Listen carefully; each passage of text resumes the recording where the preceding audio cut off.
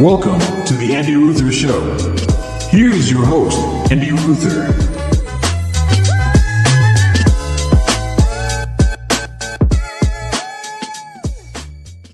Welcome to the Andy Ruther Show. That is me, your host, Andy Ruther. Oh boy. Well, today might be a tough one for me, guys. I'm just gonna be all real and natural. I mean, I always am, but we uh we had to put down Roscoe yesterday. So it was tough. You know, we saw this coming for a bit now, and I've talked about it on the show. It doesn't make it easy. It doesn't make it easy. And this is the first time that I've ever had to put down a dog or a pet or anything. We had a family pet growing up, and he died naturally. He should have been put down, but he died naturally of cancer. So that's my only other experience with a pet passing away. And it sucks, man. It really sucks. And I'm sure a lot of you listening have gone through this, but these animals, they're a part of the family. They really are. And I never thought I could care so much about a dog until I had Roscoe, until I met Brittany. He truly was such a great dog and such a blessing for me. A lot of tears were shed yesterday from me, from Brittany. Her parents came over.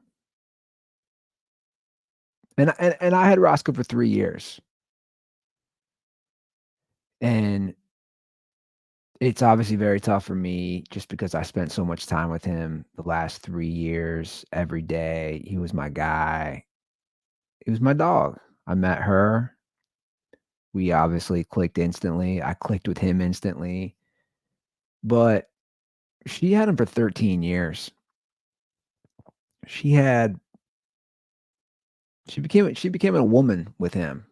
So as tough as it is for me, it's obviously much tougher for her. She was just a 22-year-old kid when she got Roscoe, starting pharmacy school. So she grew up and she went through so much in her life, and Roscoe was the one rock solid for her. She always had him. So it's gonna be tough here for a bit. It really is. And for me, he's kind of been my support. He has been during the day. You grow used to it, especially for me who works from home and is around most of the day. Roscoe has always been here, and I've loved that. And he's been such an emotional support from grieving with my parents to just being here to the support of the walks. They're truly just great animals. They're wonderful animals. And they are part of us, part of our family. And it's not easy. And it just sucks, man. It just sucks. This morning, Isla woke up and after Brittany changed her and got her all ready for daycare, she came in and gave me a hug. And, she does what she normally will do. And she lifted up the covers and was saying, Rocky, Rocky. We call him Rocky. It's one of his nicknames. So it's easy for her to say. So she always called him Rocky. And, she's looking for him. That sucked, man. That's tough. She loves him. She loves him so much, and she's so young, and I just said he went bye-bye. I don't know how do you tell a 20-month-old?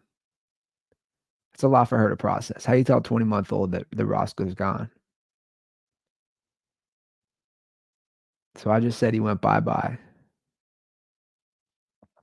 but she's gonna keep asking, and I'm gonna have to figure out a way, and Brittany and I will have to talk about it. How do you explain to a kid under 2 that the dog will not be here anymore?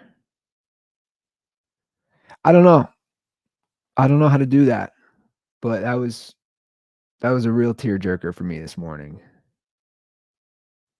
And then after I got home, Brittany took the day off work, and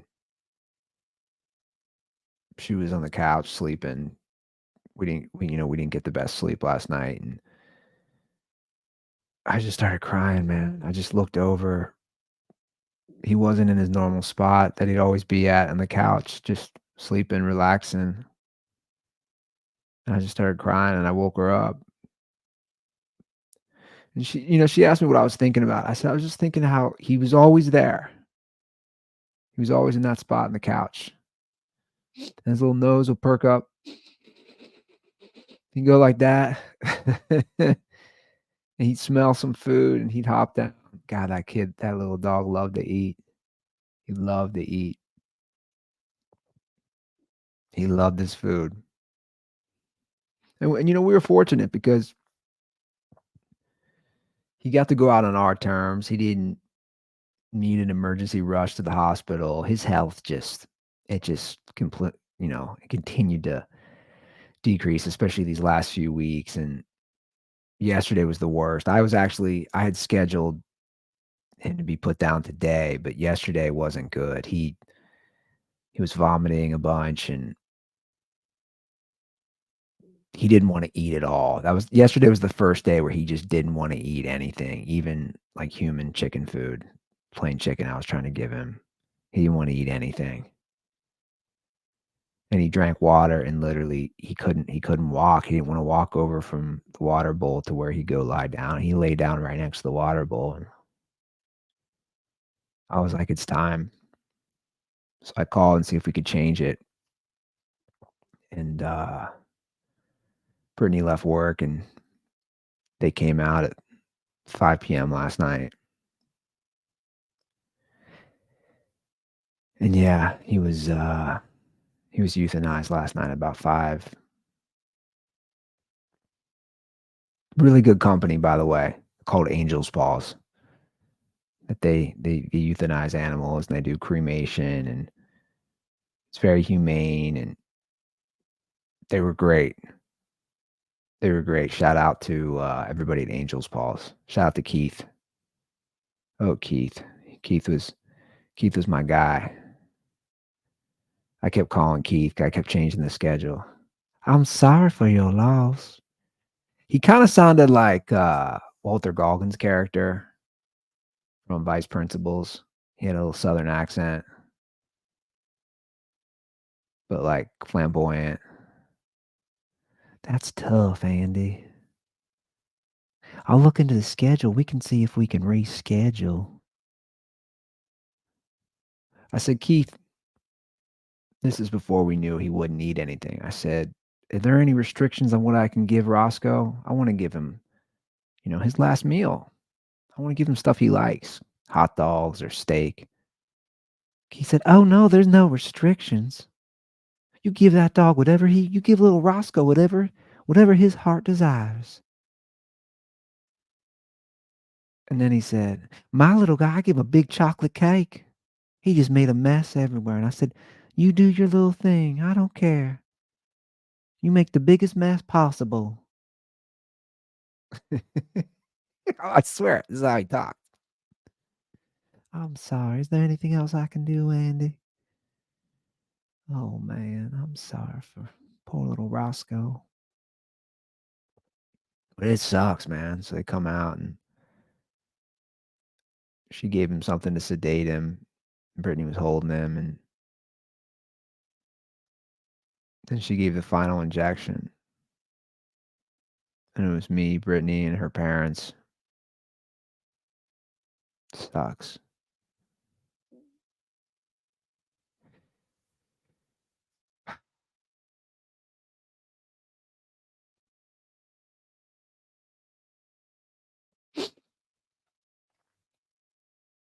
I said personally, I'm sick of doing that. I don't like that. I saw the end of my parents and now the end of Roscoe, and I know it's different levels. I'm not trying to put my parents on Roscoe's level, bless his heart, and like I said, he's part of the family. It's different, but I'll be honest, I had flashbacks of the end of my parents' last moments when I was watching Roscoe's last moments, and maybe I should have left the room. I don't know, but he, uh he died peacefully, which we like, and there was no point in continuing everything. As much as I'd wanna keep the guy around forever, I think he was ready to go. He lived a great life. He was about 13 and a half, and he got to come into the house, which he loved. Oh, he loved the backyard. He loved the fenced-in backyard, chasing cars, and Isla was a lot for him, for sure. She loved him, but he didn't always love her. He would get annoyed or get stubborn, especially when she started to learn how to walk, but he was just such a lovable dog. What I didn't think about was sleeping until last night. He's slept in our bed since we met. He slept in bed with Brittany for 13 years. I can't imagine she slept in bed with him for 13 years, and suddenly she doesn't have that. And I got really lonely last night, even though I'm next to her when it was time to go to bed and say goodnight. I was thinking about when I lost my parents, that was the best time, to be honest, to forget. It was right before falling asleep. It was in bed because sleep was a release and a relief from what I called my nightmare of dealing with them being gone. Sleep was that escape that you had from that. But last night was actually the opposite because you didn't have Roscoe there. You didn't have Roscoe between. He loved getting between us. I mean, he just would naturally get between us, and it was so adorable. And he'd lay there, and you'd wake up, and he was like a damn human, and his head would be popped up out of the comforter. It was so sweet. And that was tough last night, and I know that's gonna be tough, especially for her. I've had that for just 3 years. She had that for 13 years. So it's not gonna be easy, you know? It just won't, which sucks. Really sucks. But as I've learned with my parents, you have to remember the good. You have to try not to focus on the end. In fact, they gave us I got this sheet here. Let's see here. They gave us this thing, 10 steps to surviving pet loss. And number 8, that's one of them, replacing negative energy. The last moments of your pet's life can be a powerful image, whether you witness them or not. If you believe that pets go to an afterlife, for example, try replacing the image of the last moment of your pet's life with the next moment. The moment it arrives healthy, whole, and on the other side.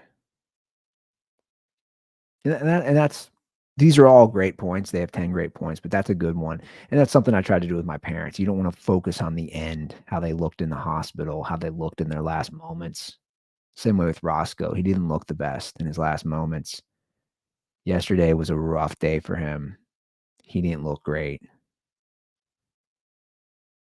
But don't harbor on that. Instead, focus on all the joyous moments we had, all the funny moments. Man, I was thinking he One time, I had him when Brittany was working.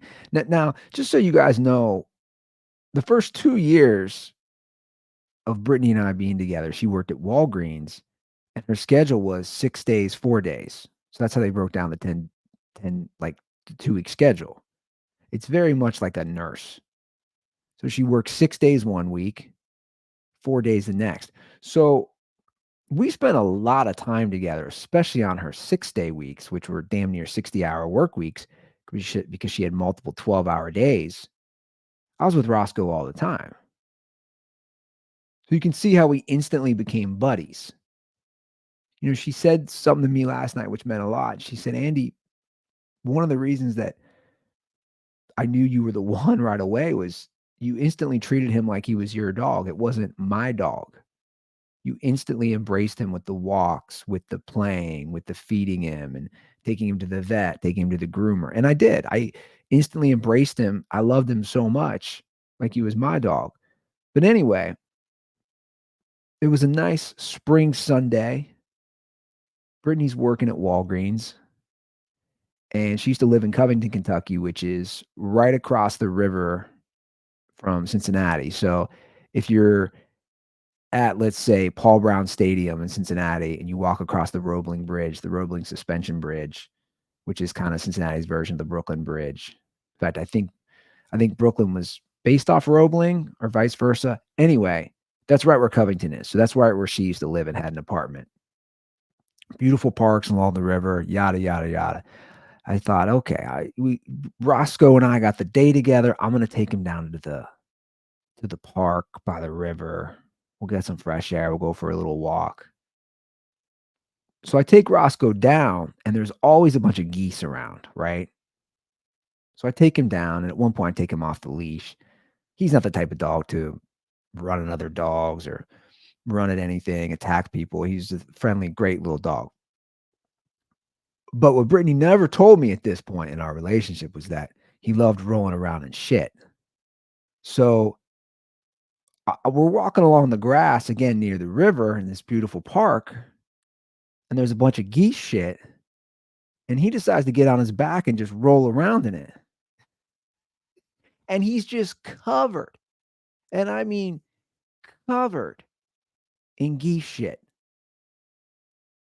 And he's on his back just and I don't know what makes dogs do this, and I know some dogs do it. And I'm not exactly right next to her apartment for the record. It's a good, I don't know, 12 to 15-minute walk back to her apartment as well. So I got Roscoe covered in green geese crap, and I gotta take him back. And I called Brittany and I said, "Where's the dog shampoo?" And on top of that, she's completely out. So we got just a disgusting shit covered Roscoe. I throw him in the shower with me. I grab some Dawn soap out of the kitchen sink and I just wash him. And that was my guy. That was Rocky. That was Roscoe. It was my guy. But that's just a little story of how he was, and he was so funny and he was so loving. Everybody loved him. I know everybody says that about their dogs, but I don't know how you couldn't. He looked like a puppy. He was cute. He wanted to play. He wasn't aggressive. He was just a fun dog. I got his bed over here. I couldn't get rid of it. Garbage was today. I couldn't get rid of it yet. It's weird how it works. When you lose somebody, sometimes you wanna just get rid of stuff, sometimes you don't. I couldn't get rid of his bed, and maybe I'll get rid of it next week. I wanted it to be here. He sat through so many podcasts. He sat through so many podcasts with me. Brittany's mom used to joke when I first started dating her because he followed me around everywhere. I mean, he was just so loyal instantly, and I used to always joke because he needs an alpha. Brittany, you're not an alpha, you're a chick. You're not an alpha. I'm the alpha. I'm the dude now. I'm the man, right? I'm joking on that, but regardless, her mom used to always say, "It's like you have a pork chop strapped to your ass," because he would follow me around everywhere. And it was funny because Brittany's like, "What am I, chopped liver now? I raised you, and suddenly the new guy's here and you just love him? My parents helped raise you. He just wanted to be by me all the time, follow me around the house, follow me around the yard. He wouldn't leave my sight." And she'd say, "It's like you got a pork chop strapped to your ass," because he loved him some pork chops. Loved him some pork chops. But that was my guy, and he will be missed, and I'll be sad.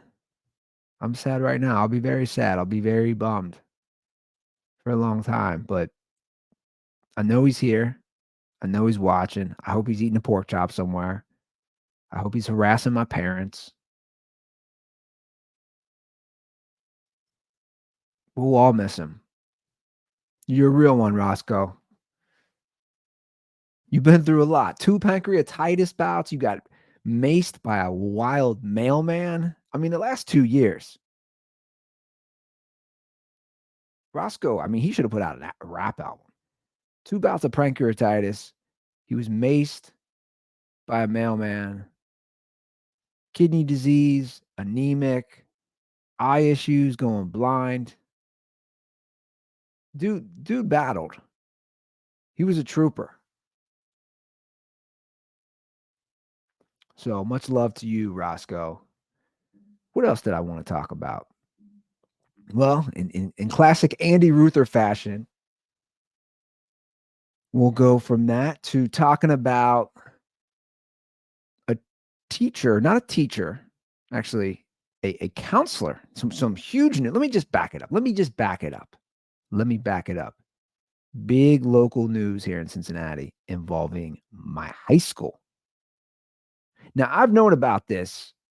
I've known all the details for a few weeks, but everything now came out publicly because this young woman, or I should say, not young woman, this woman was charged with sex with an underage student.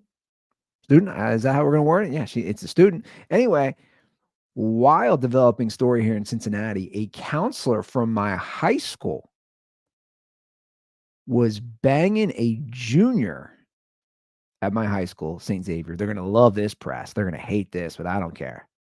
A teacher was charged. I believe she was a counselor. I'll play the news clip. The local news is now making it from my high school onto the show. Granted, as a quick reminder, I went to an all-boy high school, so there's so much to divulge and jump in here. There's just so much, especially with it being an all-boy high school. As a guy who went there, I can share some good insight. But I'll play the news clip here. This is the news clip from the teacher charged with banging a kid from my old high school. St. Xavier High School staff member facing serious charges tonight, accused of having a sexual relationship with a student. Good evening and thanks for joining us here at 10. I'm Chris Jacobs. That former staffer is charged with 6 counts of sexual battery. WLWT News 5's Rachel Hersheimer joining us with what parents are saying about this situation. Rachel. These are really serious allegations. The parents I spoke with tonight tell me they are shocked to learn this news. Hamilton County Prosecutor Melissa Powers alleges at least one of those sexual encounters between this instructor and the teen happened right on campus. Which, by the way, is wild when you get to this. Like, normally when I see these teachers that bang these high school kids, it's usually off campus or in the car. Wait until you get to this. This is wild. She did it in her office at least once. I mean, wild. Now here's my high school. Here it is. St. Xavier High School. Wild. A former St. X teacher accused of having a sexual relationship with a student. Prosecutors say this started in the fall of 2023 while Emily Nutley was working at St. X. Okay, and then let's hop into that. I mean, guys, this sounds like a porno. Her name is Emily Nutley. You couldn't write this any better than it was something you see in a porno. When I found out about this a few weeks ago, when some of it leaked to the news. I went to my sources and we were all texting, and that's one of the things we couldn't stop laughing about. Her name is Emily Nutley, 42-year-old woman having sex with a 17-year-old junior in high school. This is something you would see on Pornhub. All right, let's continue. She was working in a program she supervised to help students struggling with academics. Hamilton County prosecutor Melissa Powers says the 17-year-old male student and Nutley began exchanging messages after hours. She's also accused of sending nude photographs and sexually explicit messages. Then last November, Powers says Nutley had multiple sexual encounters with the teen. We're told she also engaged in sexual intercourse with the victim in her office at school. Powers says when the student tried to stop the encounters, Nutley continued to text him. All right. So, Miss Nutley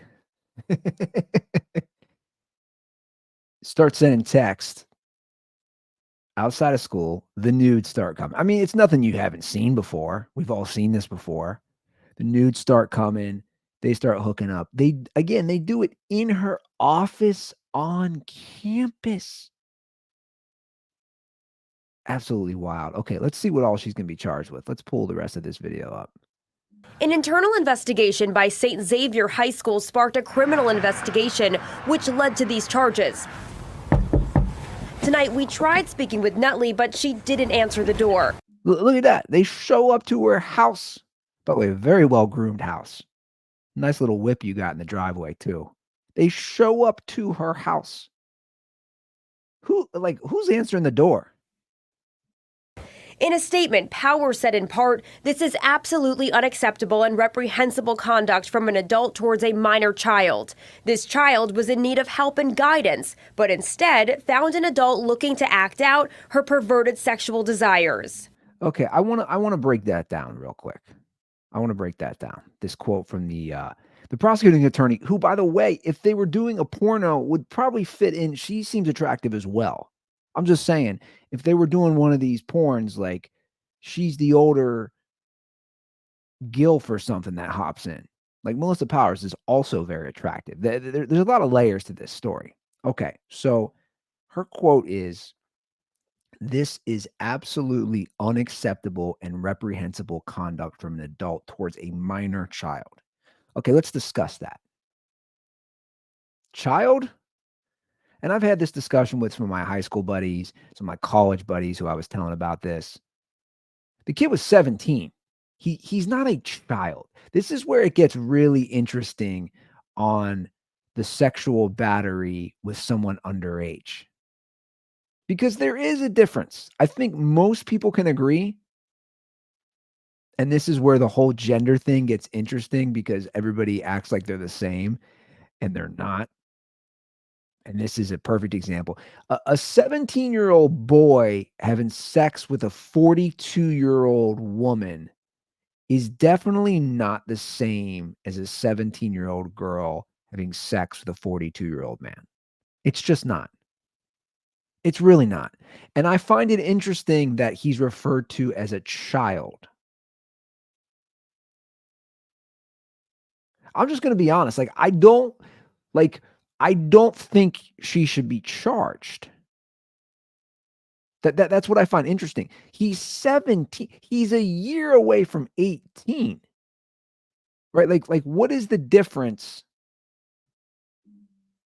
Think of it this way. What is the difference between a 17-year-old having sex with a 42-year-old and an 18-year-old? You tell me. I don't see any difference. Right? So they're going to charge her with 6 accounts. 6, up to possible 15 years in prison. I just think, and she's not going to serve it. We all know that because there, again, is a double standard. This is where you go back where it's interesting with gender. There's suddenly a double standard, even though in society we try to act like everything's equal, even though it's not. But that's not a thing I want to discuss right now. You guys see my point. He knows full well what he's doing at 17. He does. He's not a 12-year-old kid having sex with a 42-year-old. He's not. There's a difference. So personally, I do have a problem with the law in that regard. And I have a feeling that my high school, which is a very prolific high school here in Cincinnati, there's a lot of money behind it, there's a lot of donors, is pushing to have this woman charged so that they look better to distance herself. I think there's a lot of crimes you could charge, is what I'm saying, for other things. Okay, so let's see here. So she says that, and she calls it her perverted sexual desires. Yeah, again, this is like any porno anybody would want to watch. Okay, let's see what else we got here. The school also released a statement saying, in part, "We appreciate the unwavering commitment of our faculty, staff, and administration to the safety, well-being, and dignity of every student entrusted to our care. We believe this case to be an isolated incident." If Nutley is indicted on all charges, she faces up to 15 years in prison, and she would have to register as a sex offender. Rachel Hersheimer, WLWT News 5. Okay, so that is the full story. Miss Emily Nutley getting a kid who needed extra, air quotes, guidance. She gave her the guidance, all right. She gave him the guidance, I should say. And here's the thing, guys. I did a full stock. Everybody was doing it a few weeks ago of her Facebook. Her Facebook, which is now not available. I couldn't believe it was available a couple weeks ago. I guess because her name was not public. And I had my inside sources to get her name. All it said in the news was St. Xavier is investigating inappropriate behavior with a student and a teacher or a faculty member. That's all it said a few weeks ago in the local news here. And obviously, we got to the bottom of it. We got the teacher. So I stalked her Facebook. Brittany and I were actually doing it one night. We were sitting side by side in our phones, stalking her Facebook. And it's like your classic case of, she's an attractive woman. She's a fairly attractive woman. And she has a full family. In fact, her Twitter is still up. Her last Twitter post is about her daughter from about a year ago playing high school volleyball. So she was hooking up with a student that is basically the same age as one of her kids, which is nuts. Pun intended. Miss Nutley. It's all insane. She's attractive.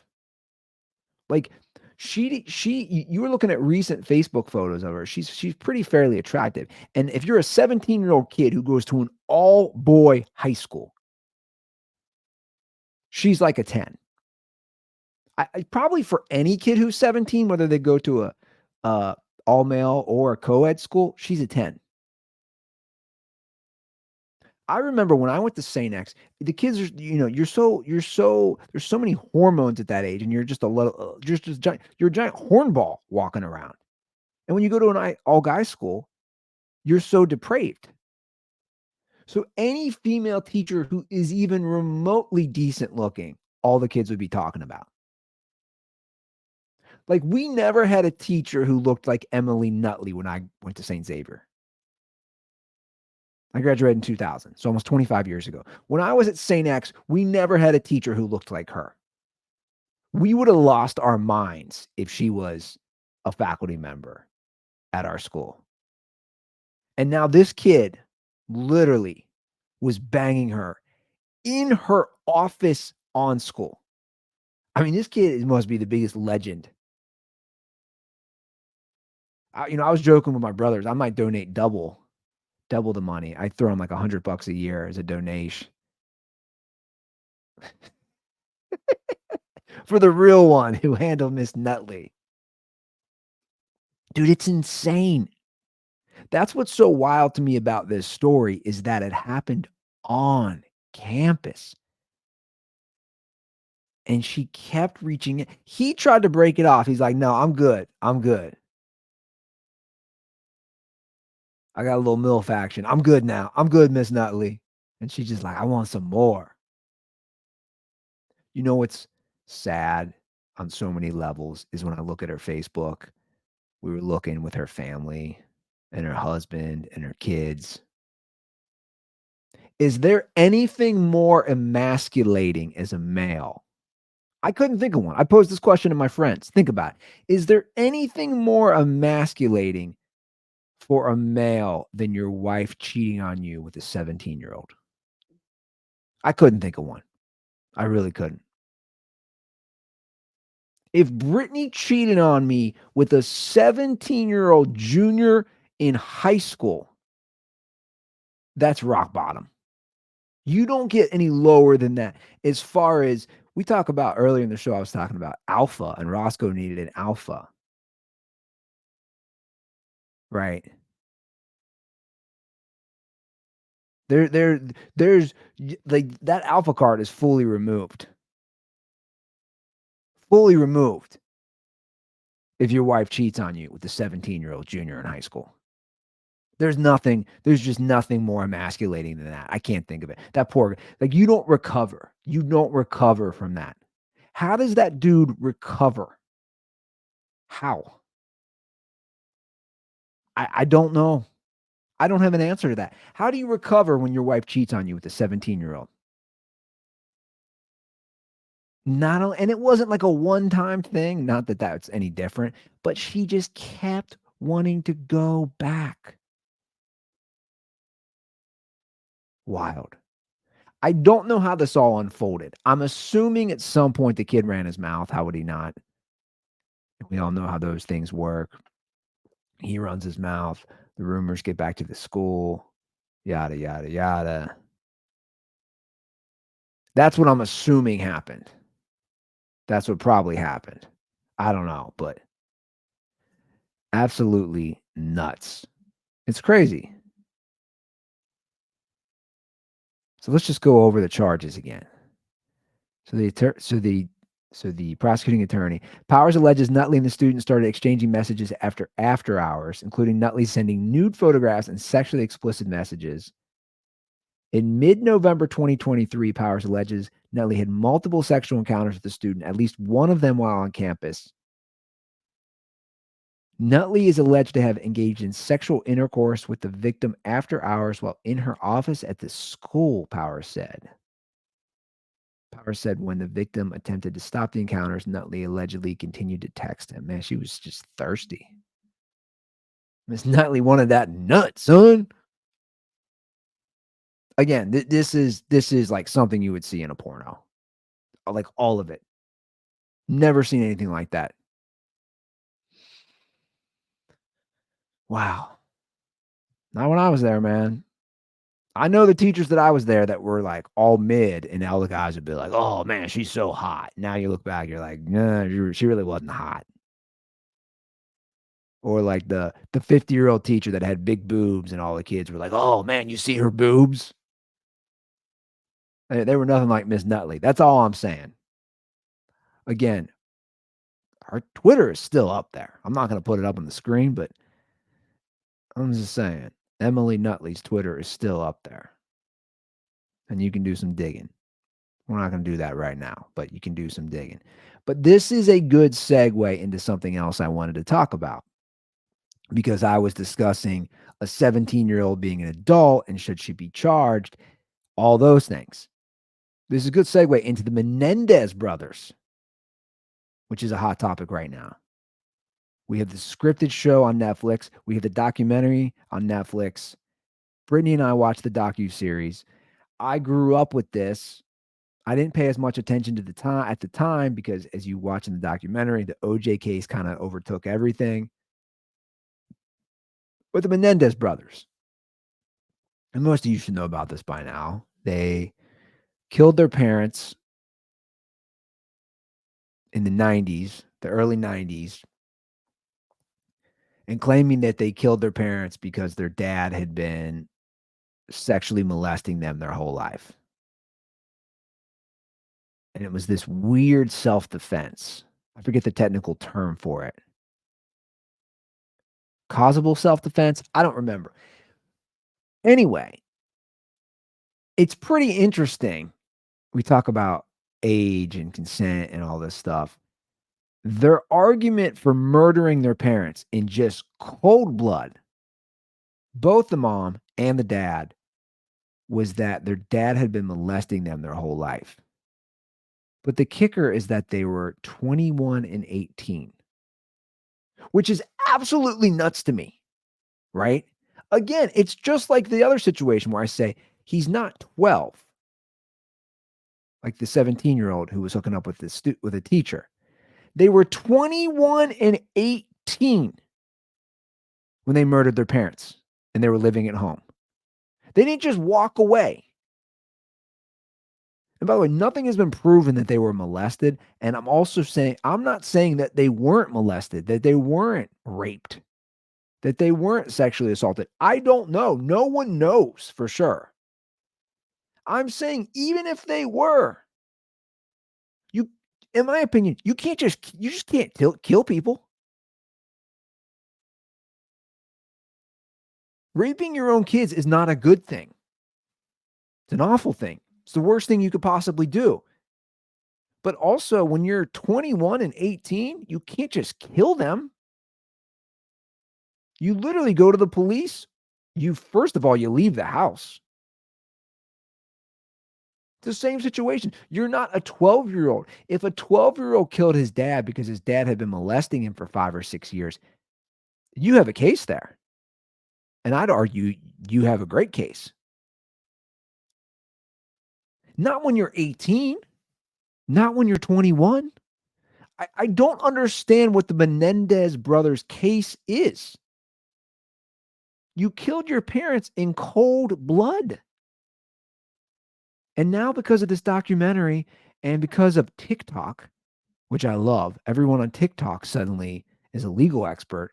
All these people want them to be free.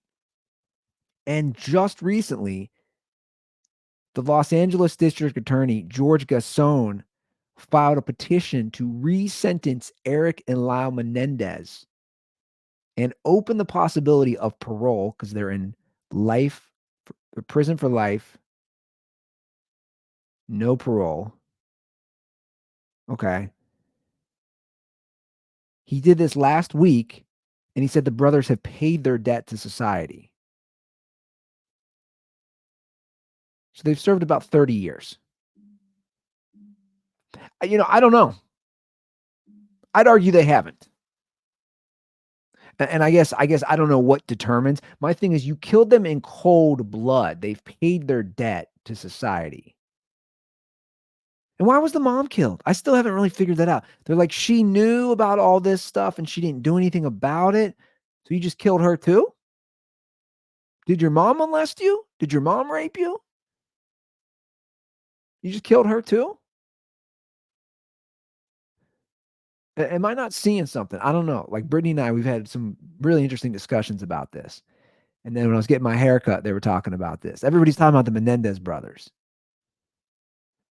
My take is you were adults when you killed them in just cold blood. And the argument for the DA and the prosecuting attorneys also at the time was that they wanted the money because his dad was a big Hollywood, big music exec, and that they wanted the inheritance. I don't even really care about that argument, to be honest. My thing is you just killed them when you were grown adults and you weren't children. No one's justifying molestation and rape and sexual abuse. No one's doing that. But why didn't you just leave the house, dude? You couldn't just leave the house? The argument is that they were groomed not to leave, that they couldn't leave, yada, yada. I don't buy that. Dude, you're 18. You're 21. You can legally drink alcohol. You can buy yourself booze. But you can't leave the house? It's just crazy to me. They're talking about resentencing them or getting them out of prison. I just don't get it. Like what is the argument here? You kill someone in cold blood, so you should only serve 30 years? 35 years? That's the argument? Because he might have molested you?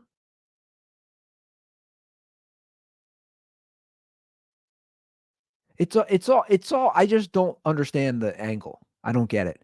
In my opinion, you took 2 lives. As bad as they were, possibly, and we don't even know that. We need a confirmation. Okay, let's start there. We need a confirmation. Were they sexually abused? Can we get definitive confirmation of that? And then we can maybe have these discussions. That's what I should do. We'll start there. We need definitive evidence that they were sexually molested, that they were abused, that they were raped. And then the one brother was molesting the other brother for like a year. Like there's a lot to this. There's a lot to this. Diddy somewhere is probably whacking off to this because he's a sick fuck. But there's a lot to this. There's a lot going on here. I just don't think they should get off, even if they were raped, because they were adults when they committed this, right? They were 18 and 21. Am I completely wrong? I don't know. I thought they were 18 and 21. Even if they were 17 and 20. Again, dude, you're an adult. You're an adult. You're like I guess legal age is 18, but there are certain things you know at that age. You know at 17 what you're doing if you're having sex with your teacher. You know at 17 what you're doing if you kill your mom and you kill your dad. You know. That's all I'm saying, guys. I haven't even really looked at TikTok. I know that's a big thing on TikTok, but it doesn't surprise me. A lot of stupid people out there. I don't know what the prison sentence should be. This is a tough one for me, though. This is just cold-blooded killing. That's all I'm saying. But we need definitive evidence that they were sexually assaulted and raped and all those things. We need that. That's very important. All right. We got a hotline. Let's pull it up. See if I remember. 859-935-0078. That's our hotline. Give me a ring. Follow me. I'm on all social media at Andy Ruther. And that's where you can find me. Let me know what you think. 859-935-0078. Once again, that is the hotline. All right, guys, that is the show. I greatly appreciate anybody who watches, listens, ever sends me DMs. Thank you, guys. Thank you for letting me have an opinion. Thank you for letting me voice out a lot of things going on in my life, because this is a great thing that I have, and I really appreciate it. And it's therapeutic to talk about a lot of this stuff. So much love to everybody who listens. We'll see you guys next week.